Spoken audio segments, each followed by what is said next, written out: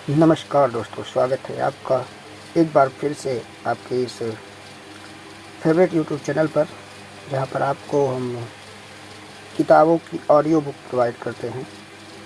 और आज मैं किताब आप लोगों के सामने लेकर के आया हूं। उसका नाम है आदिवंश की कथा। डॉक्टर आंगले लाल ने इसको लिखा है और कहानी की भूमिका से हम शुरुआत करेंगे। ये पूरी कहानी, पूरी कथा, ये पूरी बौद्ध धर्म के ऊपर है और बौद्ध धर्म की एक ये कथा है जिसको लोग घरों में अपने परिवार को सुना सकते हैं, अपने बच्चों को सुना सकते हैं, अपने आने वाली पीढ़ियों के लिए संचित करके रख सकते हैं।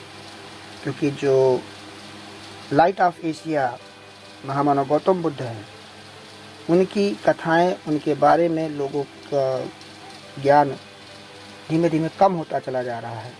तो उसी संबंध में मैंने ये एक नया बीड़ा उठाया है कि इन सभी ज़्यादातर किताबों की कोशिश करके मैं ऑडियो बुक आप लोगों तक पहुंचा सकूं। तो कथा की भूमिका ऐसी है कि बहुत पुराने ज़माने की बात है, जब आदि पुत्र शिथिल हो गए, अनेक कठिनाइयों को उठाकर विंध्य पर्वत पर पहुंचे।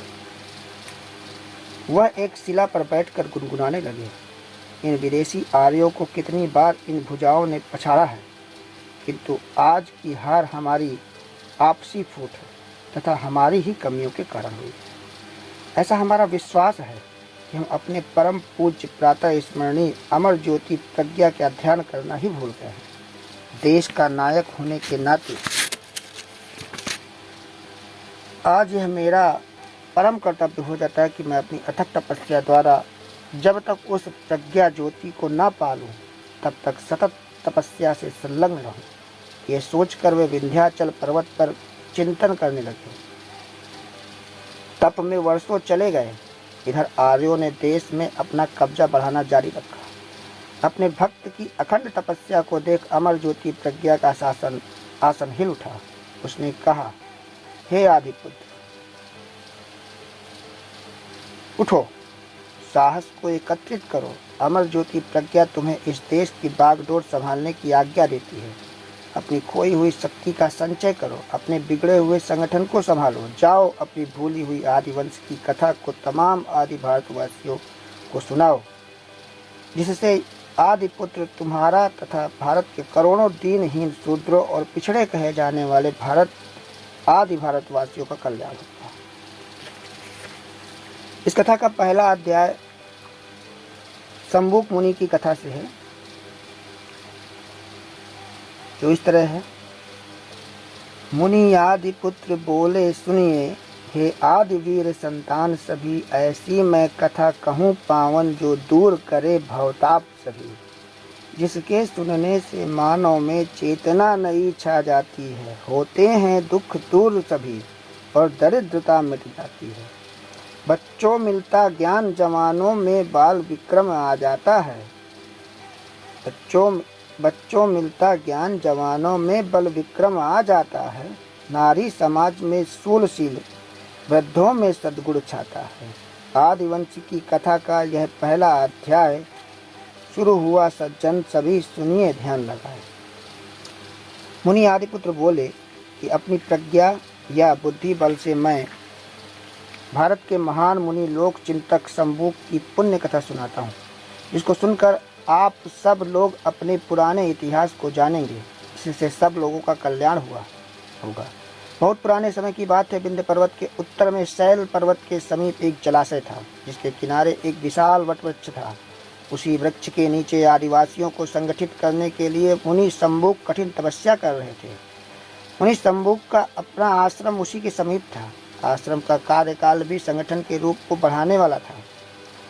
शंबुक मुनि की पत्नी तुंगभद्रा प्रत्येक सुबह शाम दैनिक कार्यों से निवृत्त होकर भक्तजनों को उपदेश दिया करती थी। तो बताती थी, हे भाइयों, तुम इस देश के राजा थे, लेकिन शासन काल में तुम अमर ज्योति प्रज्ञा को भूल गए और अंधविश्वासों और आडंबरों को भूल गए, डूब गए। बुद्धि से काम नहीं लिया। अमर ज्योति प्रज्ञा की आज्ञा के उल्लंघन के फलस्वरूप विघटित हो गए। हम छोटे छोटे राज्यों में बट गए, एक दूसरे के विरोधी बन गए, आमोद प्रमोद में सब कुछ भूल गए, जिसके कारण तुम्हारी शक्ति क्षीण हो गई। विदेशी आर्यों के छल कपट को तुम न समझ सके और तुमने ही उनको शरण दी और आज वे तुम्हारे राजा बन बैठे। तुम्हें हर तरह सताते हैं। लोगों को नितांत निरक्षर और निर्धन बनाने के लिए उन्होंने अनेक काले कानून बना दिए। तुम्हारा सारा साहित्य और इतिहास नष्ट कर दिया गया। अब तुम उसे भूल गए हो। तुम किसी समय सिंह थे, आज श्रृंगाल गीदड़ बने हो। उठो, अपनी खोई हुई शक्ति को पुनः संचित करो और सभी संगठित हो जाओ और सब लोग रात दिन जुटकर विद्या का अर्जन करो। ऐसे ही अनेक उपदेशों से शंबुक मुनि की धर्म पत्नी अपने आश्रम में प्रातः एवं सायंकाल लोगों को उपदेश दिया करती थी। इससे शंबुक मुनि के भक्तों की संख्या दिन दूनी रात चौगुनी बढ़ रही थी। लाखों की संख्या में भक्त आते और मुनि तथा मुनि पत्नी की जय जयकार किया करते थे। मुनि की बढ़ती हुई शक्ति को देखकर ब्राह्मण वर्ग की बड़ी ईर्ष्या और जलन होने लगी। उन्होंने राज दरबार में जाकर मुनि के विरोध में तरह तरह की मनगढ़ंत शिकायतें करनी शुरू की। लेकिन जब देखा दशरथ के पुत्र राजा राम उनकी बातों से प्रभावित नहीं होते, तब उन्होंने इस एक दूर की चाल खेली। रामचंद्र की सभा के ब्राह्मण मंत्रियों ने एक ब्राह्मण को झूठ मूठ समझाया, उसे लालच दिया और उस ब्राह्मण के लड़के को नशीली जड़ी बूटियाँ खिलाकर बेहोश कर दिया। जब मुर्दे के समान बेहोश हो गया, तब वह ब्राह्मण रोता हुआ राम के दरबार में गया और वहाँ जाकर रामचंद्र से कहा, राम, आपके राज्य में बड़ा अन्याय हो रहा है, बड़ा अनर्थ हो रहा है, क्योंकि यहाँ तो शूद्र तपस्या कर रहे हैं। गोदावरी नदी के तट पर आदिवंशी की उत्पन्न संपूर्ण शंबुक मुनि तपस्या कर रहे हैं। उनकी तपस्या करने से ब्राह्मणों में बड़ा कष्ट हो रहा है। वर्ण व्यवस्था को ना मानने से शूद्र तरक्की कर रहे हैं। इसी के कारण ब्राह्मण का पुत्र मर गया। ब्राह्मण की यह बात सुनकर राम ने अपने मंत्रियों को बुलाया। मंत्रियों ने पहले से ही तय कर रखा था, इसलिए उन्होंने राम से कहा, हे राजन, आप जितनी जल्दी शंबुक मुनि का संहार करेंगे उतनी ही जल्दी ब्राह्मण का लड़का जी उठेगा। इस प्रकार ब्राह्मणों ने राम को धोखा दे दिया। राम मंत्रियों की बात मानकर लक्ष्मण के साथ लेकर शंबुक मुनि को ढूंढने निकले। पूर्व पश्चिम उत्तर में उन्हें कोई भी शुद्ध तपस्वी न मिला। तब वे दक्षिण की ओर गए। दक्षिण में विंध्याचल के उत्तरी भाग में एक सरोवर था, जिसके किनारे पर घने बरगद के पेड़ के नीचे एक महापुरुष बैठे हुए चिंतन कर रहे थे। भव्य मूर्ति, गंभीर मूर्ता, तेज से मशाल की तरह प्रकाशमान चेहरे को देखकर राम भयभीत हो गए। उनका पापी मन दहल गया। राम को शंबुक मुनि के सामने जाने की हिम्मत नहीं हुई। उन्होंने मुनि के पास एक शिष्य द्वारा संदेश भेजा। शंबुक मुनि ने राम को बुलाया। शंबुक ने रामचंद्र को खड़े देखकर पूछा, आप कहाँ से आए हैं? राजा रामचंद्र ने कहा, हे मुनि, कुछ जानने के लिए आया हूँ। आप बताएं कि आप किस वंश में जन्मे हैं और यह तपस्या किस लिए कर रहे हैं? शंबुक मुनि ने कहा, मैं भारत के आदि वंश में उत्पन्न हुआ हूँ। हमारे पुरखों का भारत में राज्य था। उनमें किसी तरह की जाति पाति और ऊंच नीच के भेदभाव नहीं था। सब एक साथ बैठते और खाते पीते थे। हमारे वंश में न चोटी थी न जनेऊ थे। आर्यों ने यहाँ आकर जाति पाति तथा ऊंच नीच का भेदभाव पैदा कर दिया। आर्यों ने मानव मानव को अलग कर दिया, मानव मानव में भेद पैदा कर दिया। हम सभी मनुष्यों को संगठित करने के लिए ही तपस्या कर रहे हैं। हम जाति पाति, ऊंच नीच और भेदभाव को मिटाकर केवल मानव जाति बनाना चाहते हैं।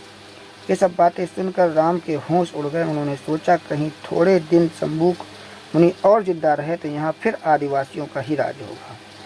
भारत से आर्यों को भागना पड़ेगा। यह सोच विचार कर राम ने डरते हुए शंबुक से कहा, हे मुनि, तुम शूद्र होकर वर्ण व्यवस्था के विरुद्ध तपस्या कर रहे हो। तुम्हारा कार्य तो आर्य लोगों की सेवा करना है। तुम्हारी तपस्या से ब्राह्मण का लड़का मर गया, इसीलिए मैं तुम्हें दंड देने आया हूँ। शंबुक मुनि ने कहा, हे राजन, मैंने कोई अपराध नहीं किया। मैंने किसी की हत्या नहीं की, ना ही मैंने चोरी की। मैंने व्यभिचार भी नहीं किया।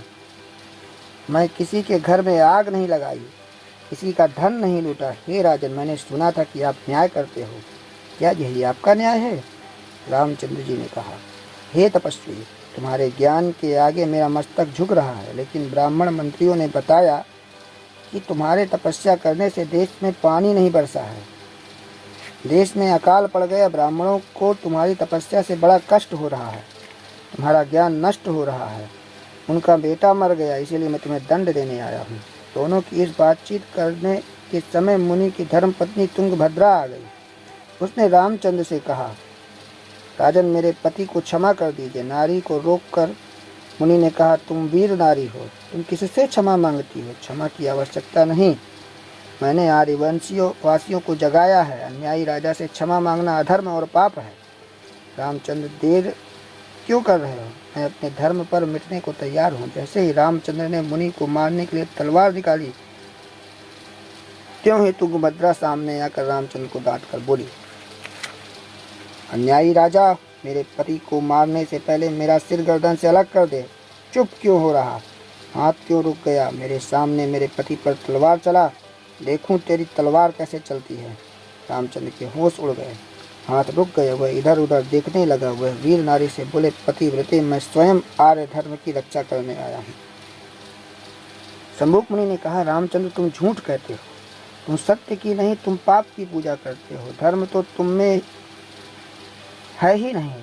तुमने अपने स्वार्थ के लिए गुरु निषाद को गले लगाया, सबरी के झूठे बेर खाए, सुग्रीव को गले लगाया। हनुमान ने तुम्हारा साथ कितने उपकार किए, परंतु तुमने उसका मुंह काला कर दिया। तुमने उसकी पूंछ में आग लगवा दी, साथ ही तुमने उसे अपने पैरों के पास बिठाया। क्या यही तुम्हारा आर्य धर्म है? जो तुम्हारे साथ भलाई करे उसका तुम इस प्रकार बदला लो? यह कहते हुए मुनि शंभुक ने अपनी गर्दन नीची कर दी।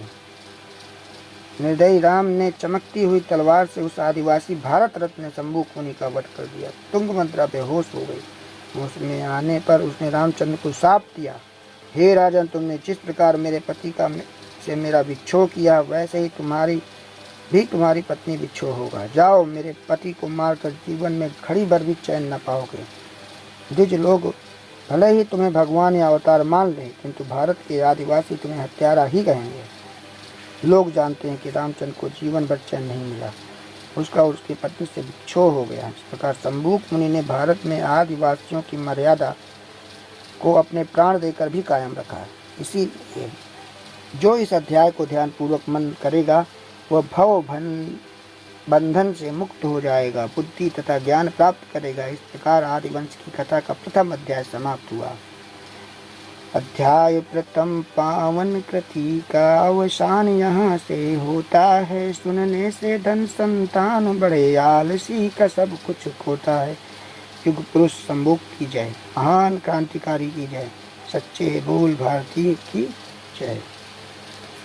जल्द ही मिलते हैं हम आपके पास अगले एपिसोड में, दूसरे अध्याय में। जो दूसरा अध्याय होने वाला है वो है एकलव्य और सूपा मुनि की कथा।